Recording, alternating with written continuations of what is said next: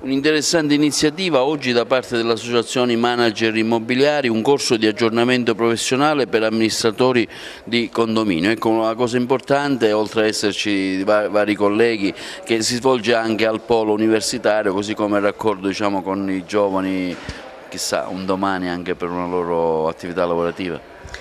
Sicuramente, infatti da Agrigentina sono soddisfatta che questo corso professionale di AMI abbia proprio aperto le porte nel nostro consorzio universitario. Di questo ringrazio infatti tantissimo il Presidente, il Dottore Gaetano Armao e il Vicepresidente Giovanni Di Maida perché hanno sposato immediatamente questa nostra iniziativa.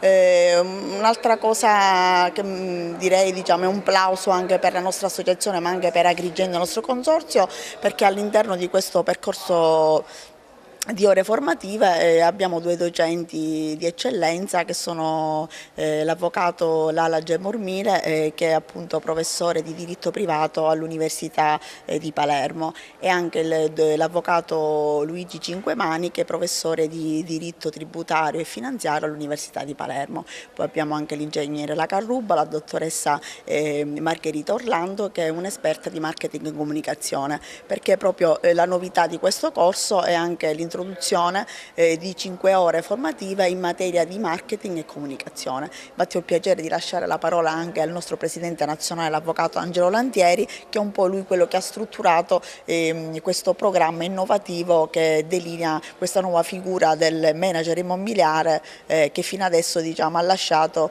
all'artigianale amministratore di condominio. Un mercato sempre in movimento, con tante novità cui voi quotidianamente le seguite, e oggi un corso di aggiornamento proprio per informare i vostri colleghi anche delle varie evoluzioni legali. Sì, il corso di aggiornamento professionale, come ha ben detto la nostra Presidente nazionale Gabriella Miceli, nasce dallo scopo di dare una formazione effettiva in questa giungla di amministratori veramente poco preparati e poco informati. Lo scopo del corso è quello di dare, delle nozioni fondamentali, nonché pratiche al professionista per poter risolvere poi le questioni condominiali, perché di fatto il condominio ha una realtà prettamente pragmatica e come sosteniamo noi come associazione anche molto manageriale. Ecco lo scopo e la nascita di AMI vista appunto sotto il profilo della managerialità dell'amministratore. Quanto sono importanti iniziative come queste che state facendo oggi qui al CUPA?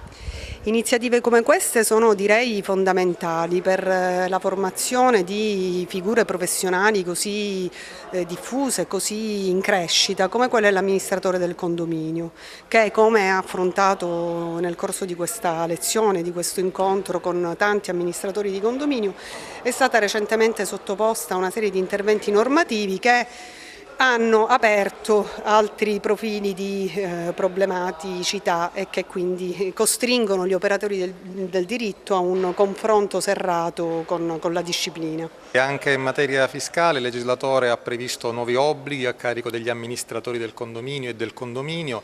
La materia è comunque sempre in evoluzione, come accade spesso con riguardo alle norme fiscali. Quindi anche il confronto sulle novità normative in materia fiscale sicuramente è motivo di arricchimento per tutti i professionisti che si occupano di questa materia.